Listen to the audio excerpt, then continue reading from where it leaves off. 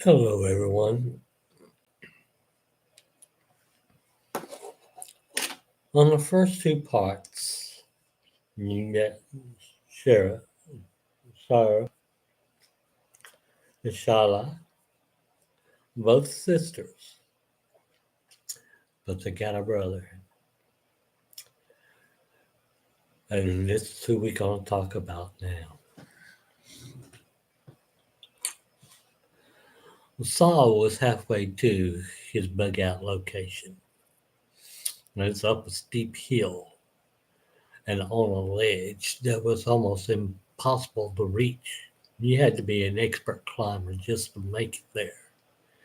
And don't think about coming from the top down, because unless you got a good strong anchor point at the top to drop a rope down there, it's not going to do you much good. You see, the ledge is only a small little ledge. It buds out from the wall about maybe 6 foot. And there's a big shrub there, taking up half of that. But the shrub is off to one side, to his left, as he remembered. And there was not much of a landing from one point to the next, left and right. I mean, it was only about 8 foot. So there wasn't much of a ledge, especially with the bush there. He stopped there one time and was climbed to the top. It was a strong climb. But when he stopped there, he felt some wind on the back of his neck. And he looked around and all he saw was a bush, and the wind couldn't hit him from there with a bush. Then he saw a big rock. And that big rock, he started looking around it and he pulled it out. And the rock was big enough to where it covered a small cave entrance, little tunnel. He didn't know how much of a relief it would be, but he squeezed his big, tall frame. After all, he's no little man. He's 6'4", and he weighs about 210. But he was very muscular because he worked out and trained all the time.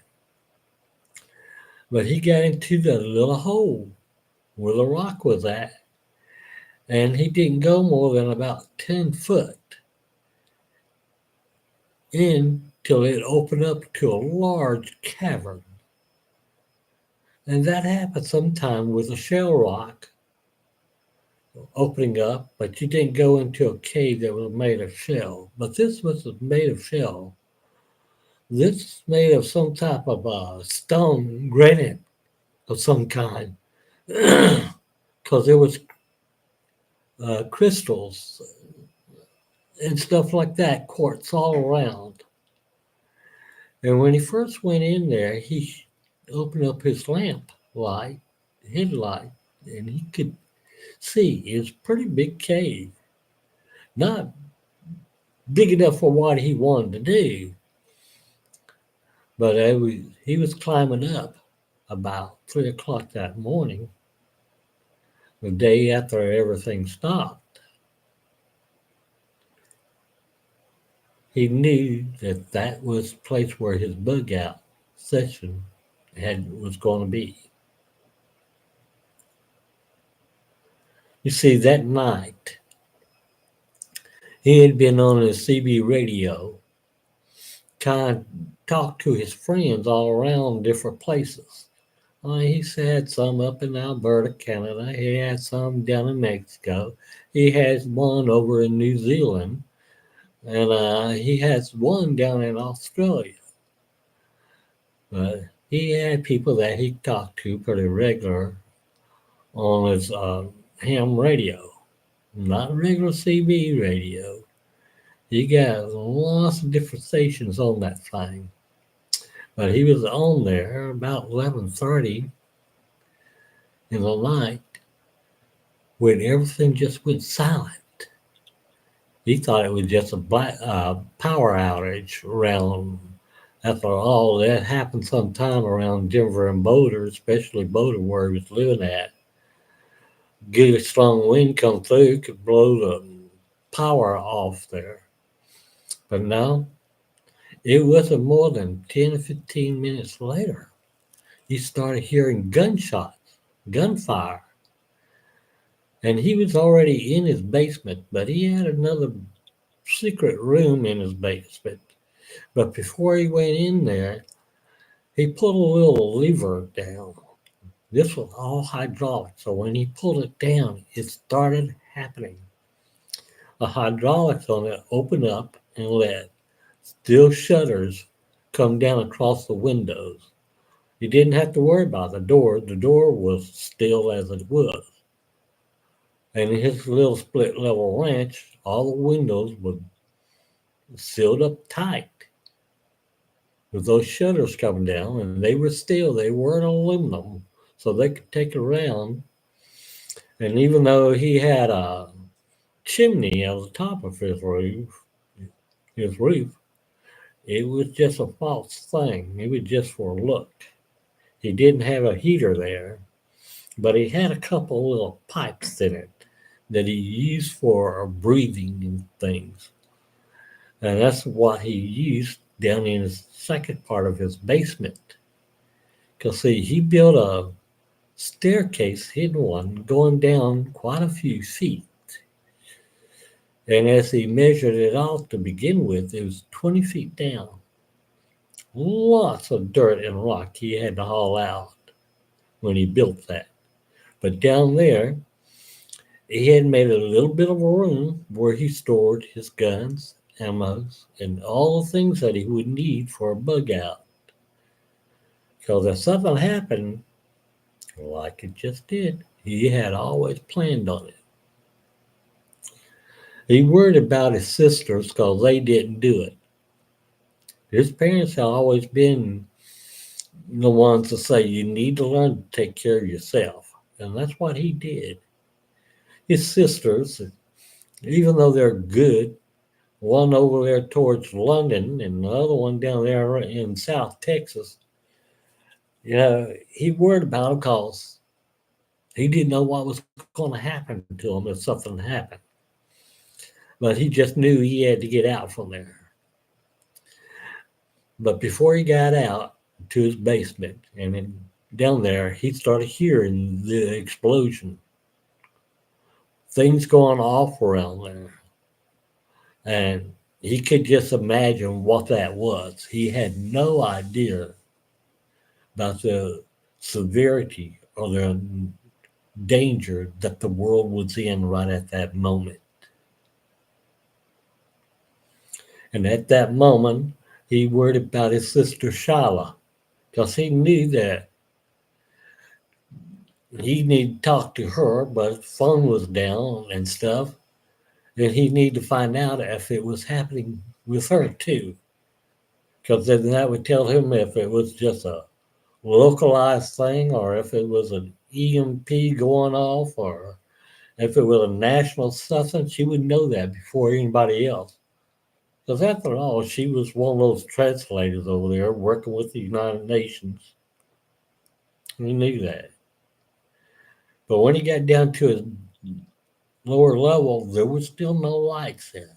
But that's a lie. He had an old kerosene lantern there. And he lit that thing and got a little glow coming in there.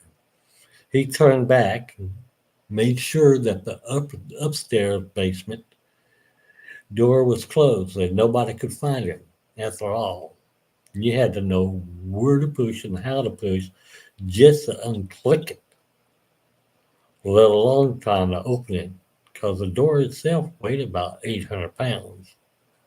So you had to do some tugging to get it open. And then the downstairs, oh, and he was just so sleepy at that point because he had worked out that day and didn't know how to take it. He was going to go to bed, but he had forgot about the time when everything just power went off all over the place. But he got down to the basement, the second basement. He got the kerosene lamp lit, and he turned around, and the door was a hydraulic door. You could push it closed, but you had to have some type of heavy hydraulic winch or something to push it open. You couldn't push it open because all around the sides and everything, he sealed it with a hydraulic lock, bars coming up around it all over, from the bottom, the side, and the top, and even with a latch with that. There were bars that come up that blocked it and kept it from opening. Good stick of dynamite would do. This is when he was glad I had that false chimney on top and the kerosene lantern, because he had run a pipe the full 100 yards that he had built of a tunnel. And in that top of that tunnel, even though he had sat down and pushed himself through there, it was still where he could sit down and be sitting right. With the kerosene burning, he didn't want to asphyxiate himself, so he had two vents, one that would take air out and one that would let air in. Simple flaps up there at the top that would do. One would take all that exhaust from the kerosene lantern out, and he could get the fresh air in. Oh, he was so tired. He almost fell asleep right there. But as he took his backpack and made it ready for his travel, he made sure that he had the right equipment. He had a AK-47 that he had broke down to pieces that he shoved in his backpack. That was a good 9 pounds there, and he shoved a couple magazines of 36 rounds in it. And even though his AK-47 wasn't supposed to, he had it fixed with a bump stock. He didn't like to use them because he's good enough shot to where he could hit him with the first one. 2, 3 more, and he'd be in trouble. But he also put in his 45 in there with a 9mm round in it. He packed a punch when he pulled the trigger. But whatever he hit, it stopped and didn't go anywhere. That's what he liked. He practiced with that more than he did with the AK-47. And he knew at his bug out station he had other weapons, but this is what he needed to begin with. He put a couple of MREs in his backpack. You know, the ones that he liked. He didn't put all of them in there. But he bought a package of MREs. He had some that he didn't like. He kept on trying to trade them online and over the air to get rid of them, but he still had some there he didn't like. He had canteens down there with fresh water in it. And each canteen held a half a gallon. So he grabbed 2 of them. That's another 8 pounds in that thing, along with the guns and the ammo in there. He already had 35 pounds on the back of him. So he threw in some granola bars and he set himself down on his little pull cart. And the pull cart was actually put an overhead rope in. And he could sit there and pull himself on the rope from overhead and get himself going. He was just so tired. But he did. He pulled himself through there. And when he got to the other side, and he forced himself out, And there was a couple little wedges in there that was holding back the dirt that he had put in hidden there that would flow back into where he just come out of. And he pulled those wedges out, and the tunnel behind him began to collapse one after the other. So even if somebody broke into it and got to his everything, he wasn't worried about it because they wouldn't know where to come or how far to come or anything like that. And that would be days before anybody found it. He took a drink out of his canteen, one little swig before he headed off. He had about 10 miles to go.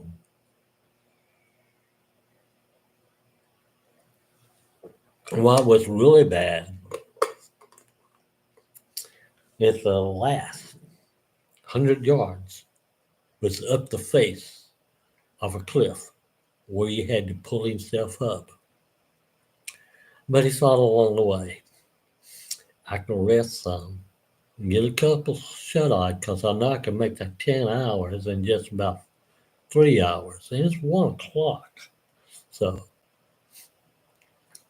I should be able to make it there in time to pull myself up and get myself in the cave.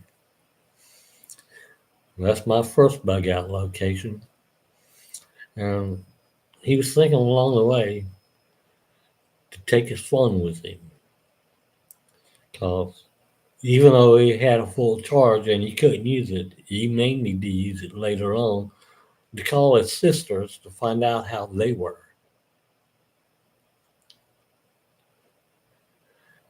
And that's where we have him now, reaching a ledge.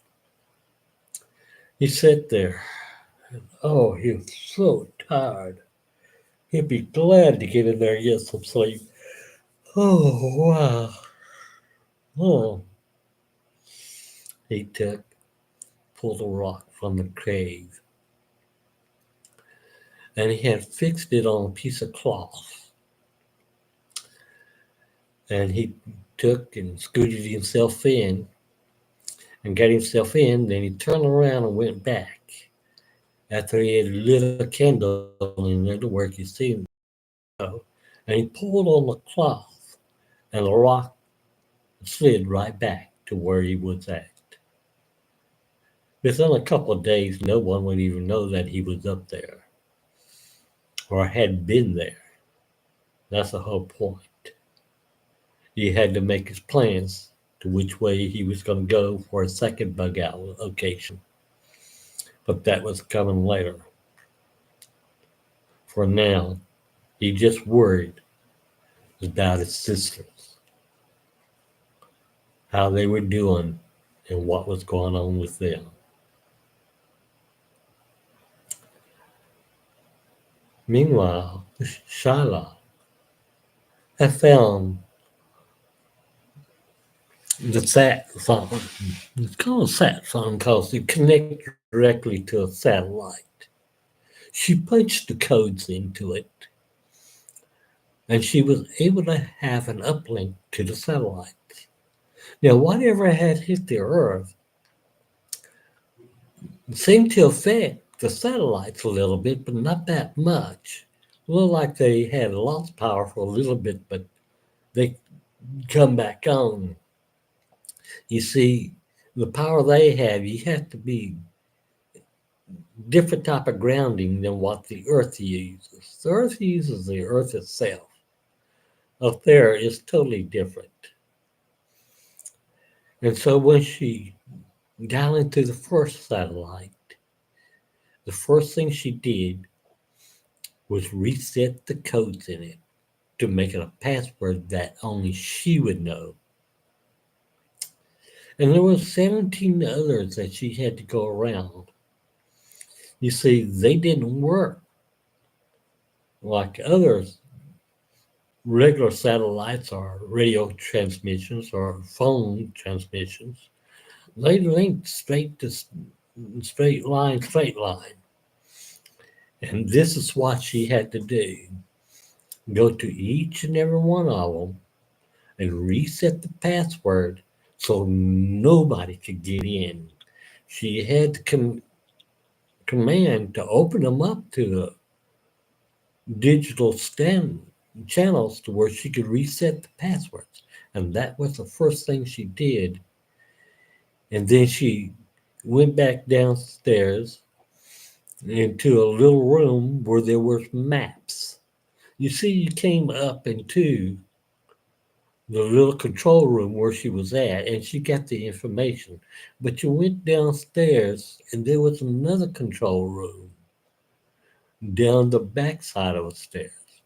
And that's where she would find out all the information she needed to know about the fallout shelters. The other three of them, one to the west, one to the east, and one where she was at.